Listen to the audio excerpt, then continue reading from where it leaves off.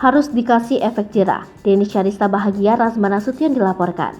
Berikut ungkapan bahagia Denny Syarista usai Razman Nasution dilaporkan ke polisi. Perseteruan antara Dennis dan Razman saat ini terus berlanjut.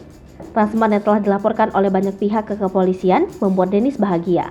Terlebih menurut Dennis, Razman Nasution memang perlu diberi hukuman agar jerah. Diketahui, Razman Nasution baru-baru ini dilaporkan ke Polda Metro Jaya oleh Yayasan Pembina Pendidikan Ibnu Chaldun Senin 25 Juli 2022. Laporan tersebut terkait dengan dugaan pemalsuan ijazah yang dilakukan Razman Nasution.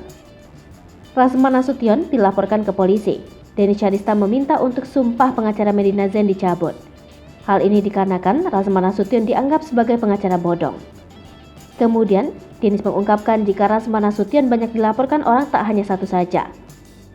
Banyaknya laporan terkait Razman Nasution, Denny Syarista bahagia karena pengacara Medina Zain itu hanya berani dengan rakyat biasa.